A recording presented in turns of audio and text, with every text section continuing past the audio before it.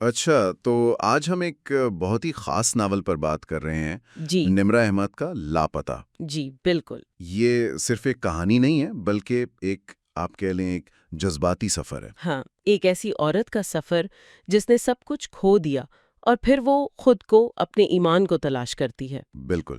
ہم آج ذرا گہرائی میں جا کر دیکھیں گے کہ اس ناول میں ایسی کیا خاص بات ہے جو یہ پڑھنے والوں پر اتنا اثر چھوڑتا ہے۔ تو آئیے شروع کرتے ہیں۔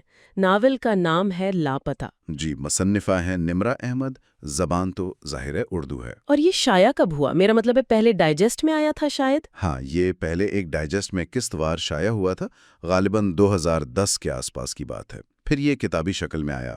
ٹھیک۔ اور صفحات؟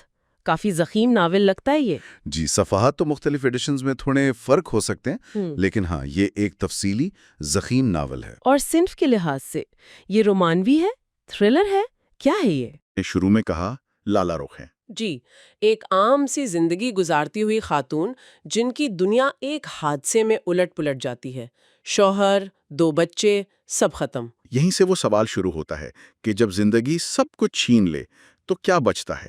کیا ایمان بھی لاپتہ ہو جاتا ہے؟ یہی تو اس ناول کا سب سے اہم نقطہ ہے۔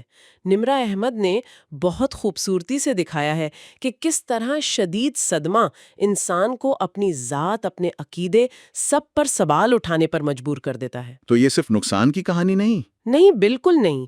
یہ شناخت کے بحران کی کہانی ہے۔ یہ ٹوٹے ہوئے ایمان کو دوبارہ جوڑنے کی کوشش کی کہانی ہے۔ اور اس میں قدرتی آزمائش کا جو تصور ہے وہ صرف یہ حادثہ نہیں ہے۔ نہیں، وہ تو ایک بیرونی واقعہ ہے۔ اصل آزمائش تو اندر شروع ہوتی ہے، لالا رخ کے ذہن میں، اس کی روح میں۔ وہ جو خود سے لڑتی ہے، خدا سے سوال کرتی ہے، وہ اصل کشمکش ہے۔ کردار نگاری کیسی ہے؟ کیا ہم لالا رخ سے جوڑ پاتے ہیں؟ بہت مضبوط۔ یہی تو نمرہ احمد کی خوبی ہے۔ لالا رخ کوئی سپر وومن نہیں لگتی، وہ ایک عام انسان لگتی ہے، کمزوریوں کے ساتھ، خوف کے ساتھ۔ اس کا درد، اس کے سوالات، وہ بہت حقیقی لگتے ہیں۔ اور لکھنے کا انداز، کیا زبان بہت مشکل ہے؟ نہیں، زبان بالکل مشکل نہیں، سادہ ہے، رواں ہے، لیکن جذبات سے بھرپور ہے۔ وہ آپ کو کردار کی آنکھوں سے دنیا دکھاتی ہیں، اس کے احساسات آپ تک پہنچاتی ہیں۔ منظر نگاری بھی کمال کی ہے۔ اچھا، اب تھوڑی بات کرتے ہیں تجزیے کی۔ محمد منتظر مہدی، جو the podcast of book reviews چلاتے ہیں یوٹیوب پر، ان کا کام کافی دلچسپ ہوتا ہے۔ جی ہاں، وہ اکثر کہانیوں کے، آپ کہہ لیں، نفسیاتی اور روحانی پہلوؤں پر بات کرتے ہیں۔ تو اگرچہ انہوں نے شاید لاپتہ پر براہ راست کوئی تفصیلی ریویو نہیں کیا، لیکن ان کے انداز کو دیکھتے ہوئے کیا لگتا ہے وہ اسے کیسے دیکھتے ہوں گے؟ میرا اندازہ ہے کہ وہ اسے صرف ایک سسپینس یا رومانوی کہانی نہیں سمجھتے ہوں گے۔ وہ یقیناً اس کے اندر چھپے روحانی سفر، شناخت کی تلاش اور ایمان کی اثر نو دریافت پر زیادہ توجہ دیتے ہوں گے۔ مطلب ایک ایسی کہانی جو صرف تفریح نہیں دیتی بلکہ سوچنے پر مجبور کرتی ہے۔ بالکل، ایک طرح سے یہ ٹوٹنے کے بعد دوبارہ جڑنے اور اللہ کی طرف لوٹنے کی کہانی ہے۔ شاید وہ اسے اس زاویے سے دیکھتے۔ یہ بات تو سکور سے بھی ظاہر ہوتی ہے۔ کردار نگاری کو 8.7، موضوع کو 8.9، زبان و بیان کو 8.5، اور جذباتی اثر کو 9.0۔ یہ بہت اہم ہے۔ ہاں، مجموعی سکور 8.810۔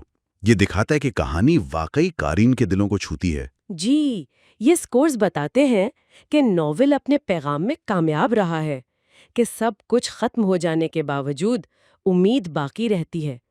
اصل طاقت اسی سفر میں ہے۔ تو خلاصہ یہ ہوا کہ لاپتہ ان لوگوں کے لیے ہے جو گہری جذباتی کہانیاں پسند کرتے ہیں، جو یہ دیکھنا چاہتے ہیں کہ ایک عام انسان شدید آزمائش سے گزر کر کیسے اپنی ذات کو، اپنے ایمان کو پاتا ہے۔ یقیناً، اور یہ سب بہت آسان، عام فہم زبان میں بیان کیا گیا ہے، لیکن پیغام بہت گہرا ہے۔ آج کی اس گفتگو کے بعد ایک سوال میرے ذہن میں آ رہا ہے، کیا واقعی زندگی کی سب سے کٹھن، سب سے شدید آزمائشیں ہی ہوتی ہیں جو انسان کو اس کی اصل طاقت اور ایمان کی گہرائی تک پہنچاتی ہیں؟ یہ ایک بڑا سوال ہے۔ شاید اس کا جواب ہر ایک کے لیے مختلف ہو۔ بالکل، اس نقطے پر غور کرنے کے لیے چھوڑتے ہیں۔